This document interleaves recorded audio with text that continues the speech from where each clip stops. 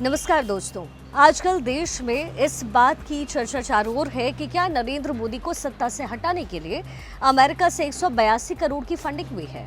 अमेरिकी राष्ट्रपति Donald Trump सीधे सीधे जो बाइडेन एडमिनिस्ट्रेशन को कटघरे में खड़ा कर रहे हैं। ट्रंप ने 4 दिन में ही 4 बार भारत में भेजे गए पैसे को लेकर सवाल उठाए। तो आज के वीडियो में इस मामले की बारीक से बारीक जानकारी इन्फॉर्मेशन आपको देने की कोशिश करेंगे ताकि आप खुद दूध का दूध और पानी का पानी कर सके। सबसे पहले ये जानिए कि डोनाल्ड ट्रंप ने क्या कहा।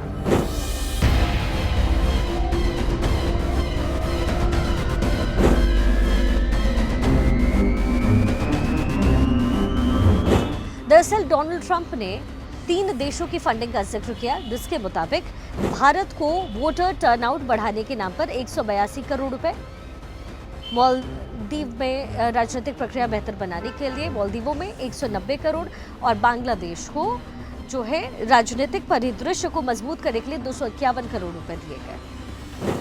भारत में वोटिंग टर्नआउट बढ़ाने के लिए चुनाव आयोग हमेशा से सक्रिय भूमिका निभाता रहा है और जब ये डिटेल मैं आपको दूंगी तो आपके मन में सवाल क्या आएगा कि आखिर फिर हमारे देश में वोटर्स को जागरूक करने के लिए अमेरिका फंडिंग क्यों कर रहा था, अमेरिकी फंडिंग की जरूरत क्यों पड़ गई। लेकिन ये बताने से पहले आपको मोल्दोवा और बांग्लादेश के बारे में जरा बताते हैं। मोल्दोवा एक यूरोपीय देश है जिसका क्षेत्रफल हमारे केरल से भी कम है। यूक्रेन और रोमानिया के बीच मजबूत ये देश अक्सर वेस्टर्न कंट्रीज के बीच सैंडविच बन जाता है। मोल्दोवा लंबे समय से यूरोपीय संघ के बीच होना चाहता है, जो कि रशिया को मंजूर नहीं है। यूक्रेन पर रशिया के आक्रमण के बाद मोल्दोवा में भी तनाव बढ़ता चला गया। मोल्दोवा से ईस्टर्न यानी पूर्वी इलाके में क्रेमलिन समर्थक अलगाववादियों की रक्षा के लिए रशिया ने तकरीबन 1500 सैनिक तैनात किए हुए हैं। अब जाहिर है मोल्दोवा को लेकर के रूस की नीतियां अमेरिका को कतई रास नहीं आ सकती। अब जरा बांग्लादेश के हालात आपको बता देते हैं। बांग्लादेश में फंडिंग की बात करने से पहले मैं आपको शेख हसीना की बात याद दिलाती हूँ, जो उन्होंने तख्ता पलट से पहले कहा। शेख हसीना तकरीबन 15 साल से बांग्लादेश की सत्ता पर काबिज रही और उनके शासनकाल में बांग्लादेश तेजी से तरक्की भी करता रहा। लेकिन शेख हसीना का ही दावा था कि उनके देश में एक मजबूत सरकार कई लोगों को पसंद नहीं आ रही है। तख्ता पलट से कुछ महीने पहले यानी कि मई 2024 में शेख हसीना ने दावा किया कि उन्हें एक विदेशी मुल्क से ऑफर मिला था कि अगर वो बांग्लादेश में एयरबेस बनाने देती हैं तो चुनाव में उनकी आसानी से वापसी करा दी जाएगी। हालांकि उन्होंने किसी का नाम नहीं लिया, लेकिन उनका कहना था कि ये ऑफर एक वाइट मैन की तरफ से था। इतना ही नहीं, शेख हसीना का दावा ये भी था कि बांग्लादेश और म्यांमार के कुछ हिस्से को तोड़कर ईसाई देश बनाने की साजिश भी रची जा रही है। उनका मानना यह था कि ईस्ट तिमोर की तरह बांग्लादेश के कुछ हिस्सों और म्यांमार के हिस्सों को मिलाकर बंगाल की खाड़ी में 20 के साथ जो है ईसाई देश बनाने की योजना चल रही है। ईस्ट तिमोर 2002 में ही आज़ाद मुल्क बना और यहाँ अमेरिका का अच्छा खासा दखल भी है। जाहिर है ईस्ट तिमोर का नाम लेकर शेख हसीना ने अमेरिका की ओर इशारा तो कर ही दिया। विडंबना यहाँ ये रही कि भारत के साथ तीस्ता परियोजना समझौता करके शेख हसीना ने चीन को भी नाराज किया। भारत में वोटर टर्नआउट बढ़ाने की अमेरिका की कोशिशों का सच क्या है वो समझ लीजिए। भारत में चुनाव आयोग आजादी के बाद से ही वोटर्स को जागरूक करने का काम करता है। लोकसभा चुनाव 2024 से पहले भी चुनाव आयोग ने कई कार्यक्रम चलाए। चुनाव आयोग के सोशल मीडिया सेल ने आई एम इलेक्शन एम्बेसडर कार्यक्रम की शुरुआत की। बीसीसीआई के सहयोग से आईपीएल 2024 के दौरान स्टेडियम्स पे मतदाता जागरूकता संदेश और गाने बजाए गए, स्टैंडीज प्रदर्शित की गई। मतदाता जागरूकता संदेशों को क्रिकेट कमेंट्री के साथ जोड़ा गया। 10 आईपीएल टीमों के क्रिकेटर ने रिकॉर्ड किए गए मतदाताओं जागरूक संदेश के साथ मतदाताओं को लोकसभा चुनाव 2024 में भाग लेने के लिए प्रोत्साहित किया। वोटिंग के लिए लोगों को जागरूक करने के लिए bank, rail network, IRCTC, petrol pump और होर्डिंग्स लगाए गए। अमूल और मदर डेयरी के दूध के पैकेट्स पर चुनाव का पर्व, देश का गर्व का संदेश छपा। Electronic media, print media, Zomato, Swiggy के जरिए संदेश पहुंचाए गए। तो वही बीएसएनएल, भारतीय एयरटेल, जियो, वोडाफोन, आइडिया के जरिए जागरूकता संदेश दिए गए। तो वही सचिन तेंदुलकर, राजकुमार राव, विजय वर्मा, आयुष्मान खुराना जैसे जो सेलिब्रिटीज हैं उनको भी ब्रांड एम्बेसडर बनाकर लोगों को जागरूक किया गया।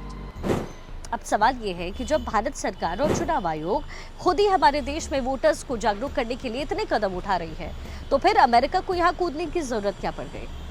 अब जो मैं आपको बताने जा रही हूँ उसे शायद इस सवाल का जवाब आपको मिल जाए। डोनाल्ड ट्रंप के दावे के मुताबिक अमेरिका की जो बाइडेन सरकार ने USAID के जरिए भारत में मतदाता वोटर टर्नआउट बढ़ाने के लिए $21 मिलियन यानी 182 करोड़ रुपए दिए। USAID एक अमेरिकी सरकारी एजेंसी है जो विकासशील देशों की मदद करती है। अमेरिका के पूर्व राष्ट्रपति जॉन एफ कैनेडी ने 1961 में इसकी स्थापना की थी। USAID देशों की सरकारों, NGO, प्राइवेट सेक्टर्स और लोकल समुदाय के साथ मिलकर के काम करती है। USAID को अमेरिकी संसद से पैसा मिलता है, जिससे ये हेल्थ, एजुकेशन, आर्थिक विकास, लोकतंत्र और गवर्नेंस और डिजास्टर मैनेजमेंट में खर्च करती है। मौजूदा समय में USAID middle east, Asia, Europe, Africa में 100 से ज्यादा देशों में काम कर रही है। डोनाल्ड ट्रंप का आरोप है कि USAID के जरिए भारत में जो पैसे भेजे गए उसका राजनीतिक इस्तेमाल किया गया। ट्रंप ने कहा कि भारत में मतदान बढ़ाने के लिए $21 मिलियन देने की जरूरत है। हम भारत के टर्नआउट की परवाह क्यों आखिर कर रहे हैं? ये तमाम बातें डोनाल्ड ट्रंप की तरफ से कही गई हैं, लेकिन फिर आगे क्या होता है ये भी आपके लिए समझना जरूरी है। और अमेरिका को जरूरत क्यों पड़ी? क्योंकि डोनाल्ड ट्रंप ने कहा कि उनके पास खुद की समस्या है। और फिर क्या आप सोचते हैं कि इतना सारा पैसा भारत जा रहा है? मुझे आश्चर्य है कि उन्हें जब ये मिलता है तो वो क्या सोचते होंगे भारत के लिए। ट्रंप ने तो यहाँ तक कहा कि उनका मानना है कि भारत को फंडिंग एक किकबैक स्कीम है, यानी जो पैसा दिया जाता है उसमें हेरफेर होता है। इसमें किसी को नहीं पता कि इसके पीछे क्या चल रहा है। एलॉन मस्क ने भी इस मुद्दे पर ट्वीट करते हुए दावा किया है कि USAID ने भारत में मतदान बढ़ाने के नाम पर $21 मिलियन आवंटित किए। अब ये भी समझे कि ये पैसा भारत तक पहुंचा कैसे, जरिया क्या था। सबसे पहला तो USAID की तरफ से भारत को दिया गया फंड 4000 करोड़ के अंतर्राष्ट्रीय फंड का हिस्सा था। दूसरा नंबर, ये पैसा जो था पूरा का पूरा consortium for election and political process strengthening यानी CEPPS नाम की संस्था को दिया गया। इस संस्था के 3 NGO IFES चुनाव जागरूकता के लिए, NDI लोकतंत्र को बढ़ावा देने के लिए और IRI यानी नागरिक भागीदारी बढ़ाने के लिए है। CEPPS ने ये पैसा एशिया में काम करने वाले Asian network for free election नाम के NGO को दिया। वहां से भारत में IFES को मिला।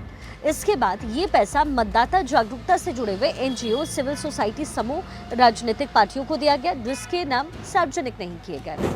चौथा पॉइंट इसमें, इन पैसों से रैलियां, डोर टू डोर कैंपेन और वर्कशॉप चलाए गए। कुछ खास इलाकों में मतदान को बढ़ाने के लिए भी खर्चा हुआ। मीडिया प्रचार और केंद्र सरकार के खिलाफ नैरेटिव सेट करने के लिए प्रचार किया गया। वॉलंटियर्स ट्रेनिंग, रहने खाने के साथ ट्रैवलिंग खर्च भी दिया गया। जब ये शोर बढ़ा तो भारत में भी राजनीति तेज हुई। कांग्रेस ने इस पर श्वेत पत्र लाने की मांग की, तो दूसरी ओर मोदी सरकार ने भी जांच पड़ताल शुरू की। लेकिन इस शुरुआत के बीच वॉशिंगटन रिपोर्ट में एक दावा हुआ कि 2008 के बाद से भारत को USAID के जरिए चुनाव से संबंधित किसी मदद का कोई रिकॉर्ड नहीं है। भारत में एक नामचीन इंग्लिश न्यूज़पेपर इंडियन एक्सप्रेस के रिपोर्ट के मुताबिक भारत को USAID के जरिए पैसे मिले ही नहीं, बल्कि 182 करोड़ रुपए बांग्लादेश भेजे गए। वहीं भारत में विदेशी सहायता पर नजर रखने वाले वित्त मंत्रालय के आर्थिक मामलों में विभाग की ताज़ा रिपोर्ट जो कि 23-24 की है, उसमें ये खुलासा हुआ कि भारत में United state agency for international development से अभी 7 प्रोजेक्ट के लिए 840 करोड़ रुपए मिल रहे हैं, लेकिन इसमें वोटर टर्नआउट के नाम पर किसी भी प्रोजेक्ट पर फंड नहीं मिला। वित्त मंत्रालय के इस विभाग ने उस फर्म्स की लिस्ट भी दी है जहां ये पैसे भेजे गए, लेकिन सवाल अभी भी वही है कि क्या बाइडेन प्रशासन नरेंद्र मोदी की सरकार को अस्थिर करना चाहती है।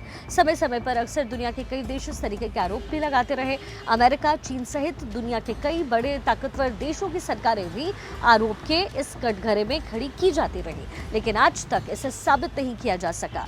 और अगर अमेरिकी राष्ट्रपति जो कह रहे हैं अगर वो सच है तो ये सिर्फ भारत ही नहीं बल्कि पूरी दुनिया के लोकतंत्र के लिए खतरा है। इसलिए इसके तह तक जाना बहुत जरूरी है।